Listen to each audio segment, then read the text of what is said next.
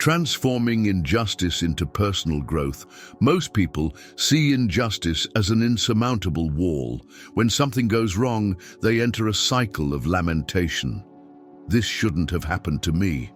But the truth is, this mindset changes nothing. It only keeps them trapped in suffering.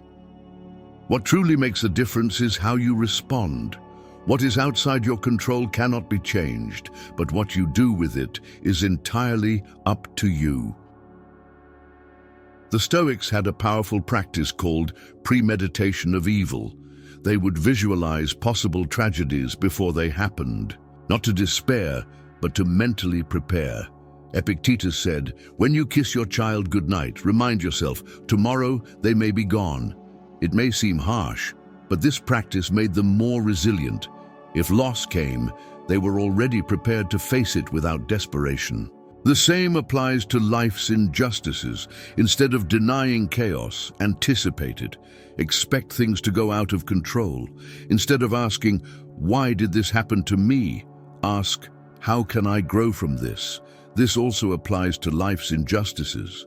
Instead of denying chaos, anticipate it. Expect things to spiral out of control. Instead of asking, "Why did this happen to me?" ask, "How can I grow from this?" Viktor Frankl, a Jewish psychiatrist imprisoned in Nazi concentration camps, lost everything: his family, his career, his freedom. But instead of surrendering to suffering, he discovered that the one thing no one could take from him was his response to pain. He transformed his experience into a study on the meaning of life, inspiring millions to this day. The same principle applies to any injustice you face. It's not about denying pain. It's about using it as leverage to become stronger. The problem is that many people fail to do this because they are trapped in resentment. And that is the next enemy we need to eliminate. Resentment is a slow poison. It seeps into the mind, turning every past injustice into an open wound. The resentful person relives their pain over and over, feeding their frustration and convincing themselves that they are a permanent victim. But here's the brutal truth. Resentment doesn't punish the world, it punishes you. Imagine someone who was betrayed at work and spends years dwelling on the injustice. Meanwhile, the person who wronged them moves on without a second thought. Who is truly suffering? The Stoics knew that resentment was a trap. Seneca wrote, "Time is better spent building the future than lamenting the past." And he was right. Being stuck in what has already happened changes nothing. What's done is done. The only real choice is to move forward or to keep carrying a useless burden. But how do you get rid of resentment? The feeling is inevitable. After so much effort, everything falls apart. You did everything right, but it wasn't enough. Meanwhile, others cheat and thrive. The world seems to work in reverse, rewarding those who least deserve it. It's infuriating. It's unfair, but there's a problem with this way of thinking. Life never promised to be fair. From childhood, we are taught to believe that the world follows a moral logic, that good is rewarded and evil is punished. But reality ignores this belief. Honest people fail while the dishonest accumulate wealth. The innocent suffer while the guilty walk free. The world's injustice may seem cruel, but there's a hidden side to this truth.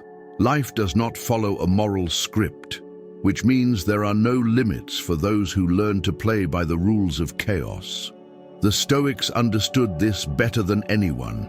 Marcus Aurelius, an emperor who faced betrayals and personal tragedies, wrote that we should not worry about what is fair or unfair, but rather focus on what is within our control. This video will show you how letting go of the illusion of fairness can be the key to a stronger, more resilient life. We'll explore why the world's unpredictability can be an advantage and how you can turn hardships into fuel for growth. The question now is, will you keep waiting for the world to play fair, or will you learn to play with the cards you've been dealt?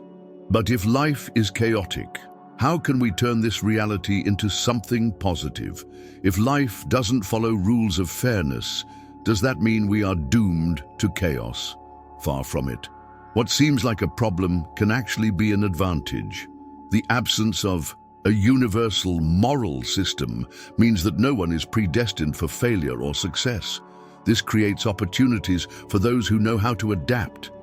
Imagine two people who unexpectedly lose their jobs. One panics, complaining that they didn't deserve such injustice.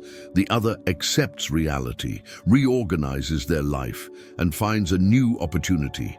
Same situation, two completely different outcomes. This difference in mindset separates those who suffer from randomness from those who learn to use it. The Stoics understood this principle well. To them, life wasn't a sea of certainties, it was an ocean in constant storm. Marcus Aurelius faced betrayals within his own empire. Epictetus was born into slavery. Neither wasted time lamenting their fate. They focused on what they could control and used adversity as training for their character. Think of fire. The same wind that extinguishes a candle can fuel a bonfire. What determines whether you are extinguished or strengthened isn't the wind. It's how prepared you are to face it. If life isn't fair and never will be, only one question remains. Will you despair, or will you learn to turn chaos into an advantage? First, stop expecting the world to fix the injustice. That will likely never happen. Second, focus on what is within your control. Instead of being stuck in the past, use the experience as a lesson. Many people resist this idea because they feel that forgiving or moving on means letting the other person win. But it's not about that. It's about stopping the self-intoxication with a pain that is only harming you. And once you understand this, taking action becomes easier, and action is what truly defines who you are. In the next chapter, we'll explore why true justice is not about expecting something from the world, but about how you choose to live. Justice lies in action, not in expectation. Many people spend their lives waiting for the world to correct their pain. They believe that one day the scales will balance, the guilty will pay, and they will finally receive what they deserve. But this waiting is an illusion. What truly matters isn't what happens to you, but what you do with it. The Stoics didn't believe in justice as an external reward. To them, true justice was in how each individual chose to act, regardless of what the world gave in return. Marcus Aurelius wrote, "Don't waste time arguing about what a good man should be. Be one." In other words, it is not your job to wait for the universe to reward your actions. It is your job to act correctly, simply because it is the right thing to do. Think of someone like Nelson Mandela. He spent 27 years in prison under an unjust system. He could have left prison full of hatred and vengeance, but he didn't. Instead, he chose to act with greatness, uniting a nation instead of fueling it with resentment. He understood something that few do. Life doesn't have to be fair for you to do what is right, and that choice is available to all of us. If you were betrayed, you can choose to move forward with dignity or be consumed by hatred. If you lost an opportunity, you can lament it or create new ones. If life knocked you down, you can complain or stand back up. Nothing guarantees that the world will be fair to you. But one thing is certain: how you act in the face of injustice defines who you truly are, and in the end, that is what really matters. The unfairness of life is not a curse, it's an opportunity. Life is not fair. It never was and never will be. But that is not a curse, it is an opportunity.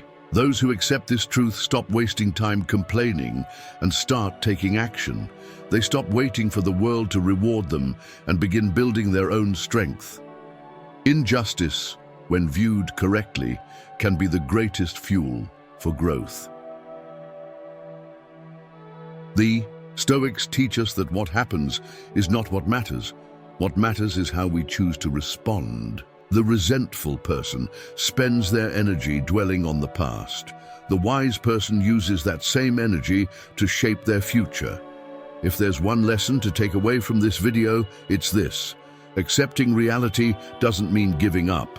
It means stopping the fight against the uncontrollable to focus on what's truly within your reach. Now, the choice is in your hands. You can remain stuck in the idea that the world owes you something, or you can accept that nothing is guaranteed and that this is liberating. The question remains, what will you do from today onward? Comment below about a difficult situation you turned into a lesson. I want to hear your story. If this video resonated with you, like and share it. And if you want more reflections like this, subscribe to the channel. The world won't change the rules of the game, but you can learn to play better.